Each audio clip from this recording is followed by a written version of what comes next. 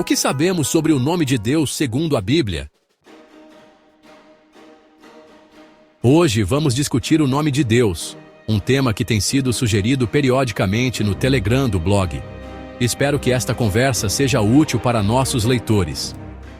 Em primeiro lugar, apresentaremos uma visão teológica que considerará o contexto histórico do nome de Deus, conforme é apresentado tanto na Bíblia quanto em outros textos milenares dos antigos judeus e de outros povos monoteístas de origem abraâmica. Uma breve introdução histórica sobre o nome de Deus.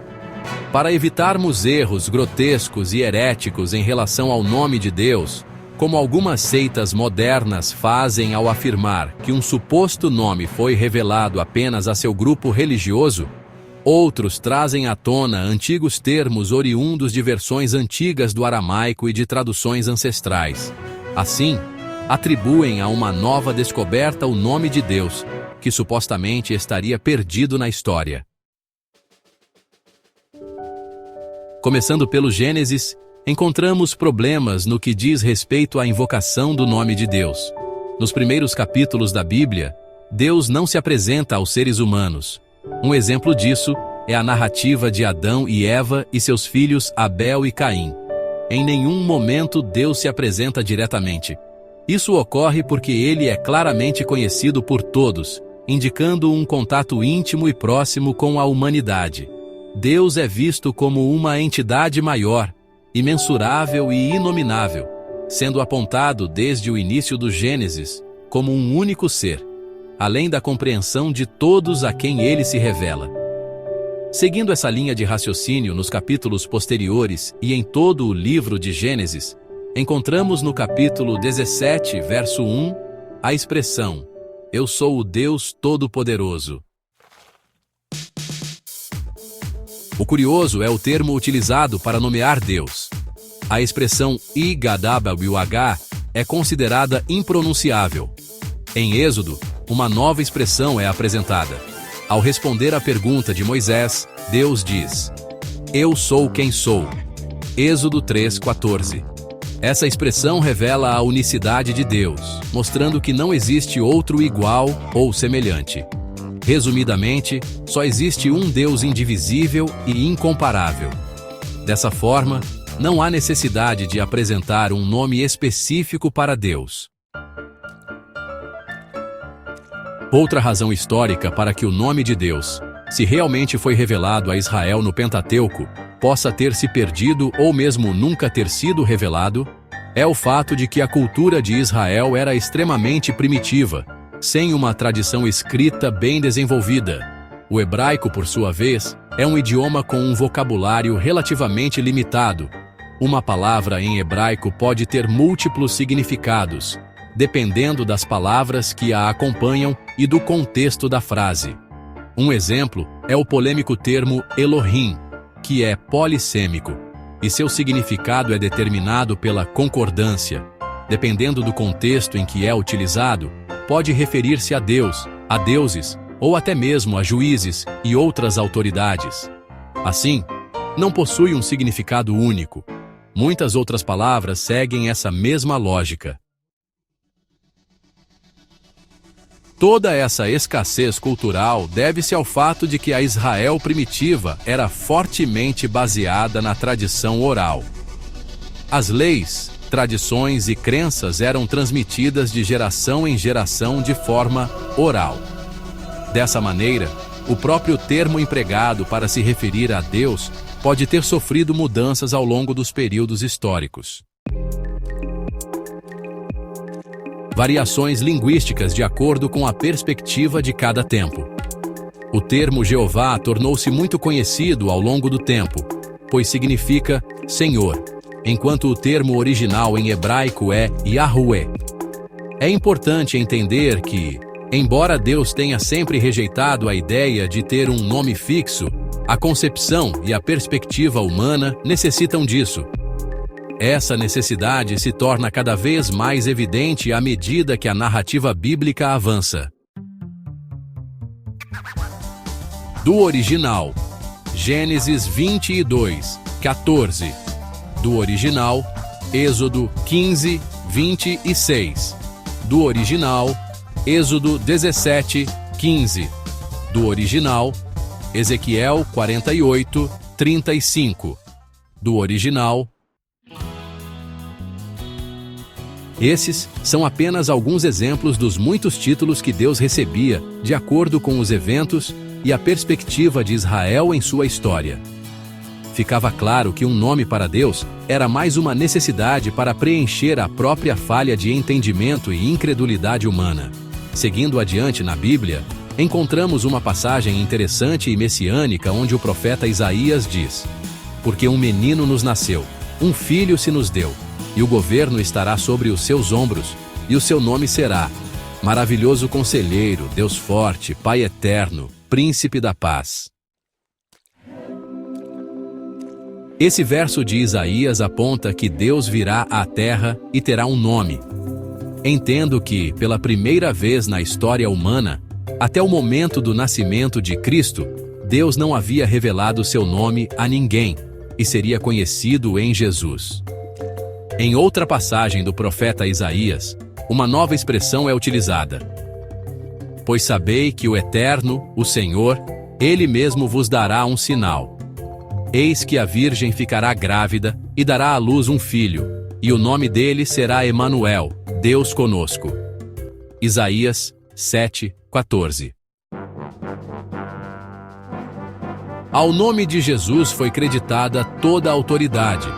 Nasce Jesus, aquele que veio a ser o Messias prometido. Ele não livrou Israel da guerra contra os romanos, nem dos assírios, nem dos persas. Jesus libertou aqueles de Israel que o aceitaram, não das pessoas que os oprimiam, mas sim de seus próprios pecados, trazendo salvação a todos os homens. Ele convenceu que a verdadeira guerra em que todo ser humano está inserido é espiritual e não carnal.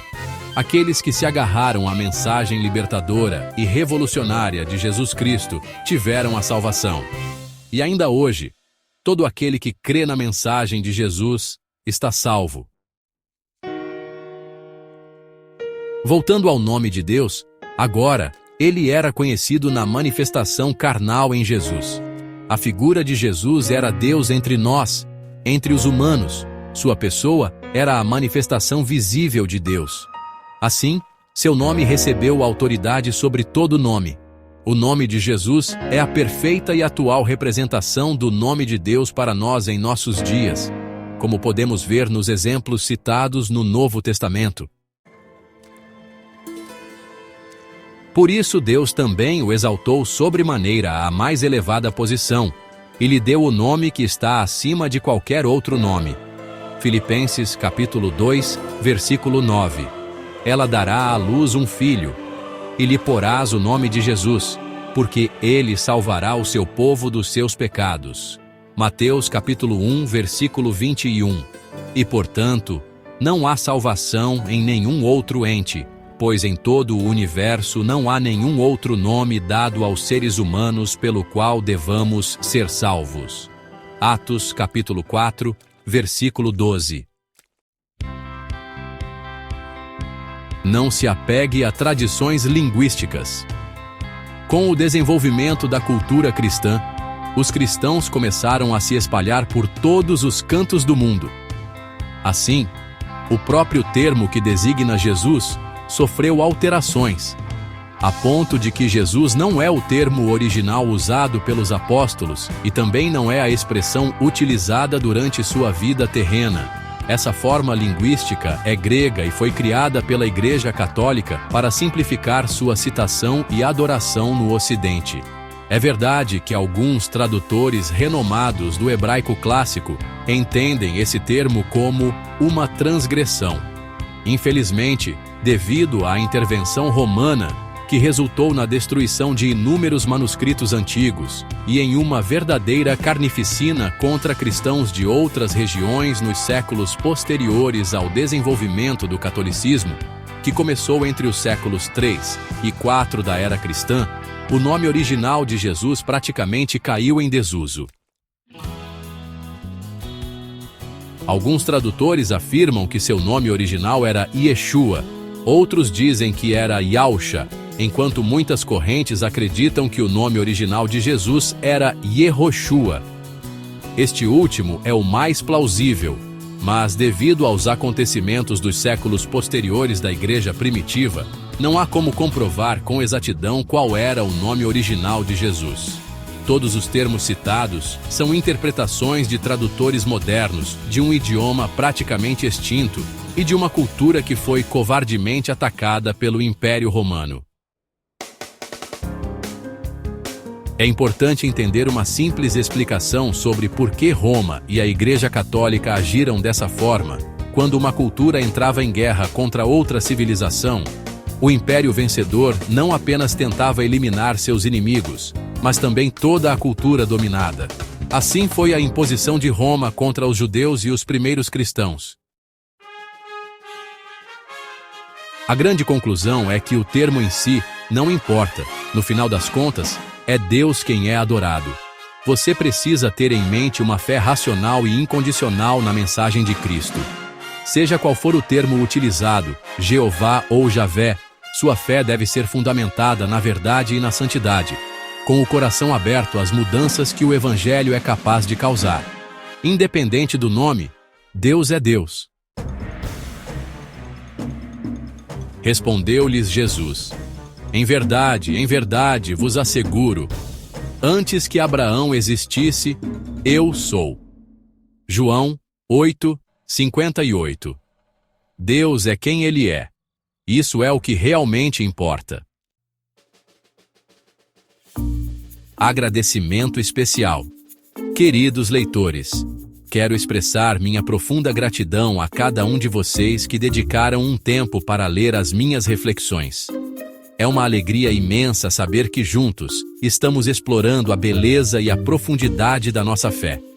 A sua presença e participação tornam este espaço ainda mais especial.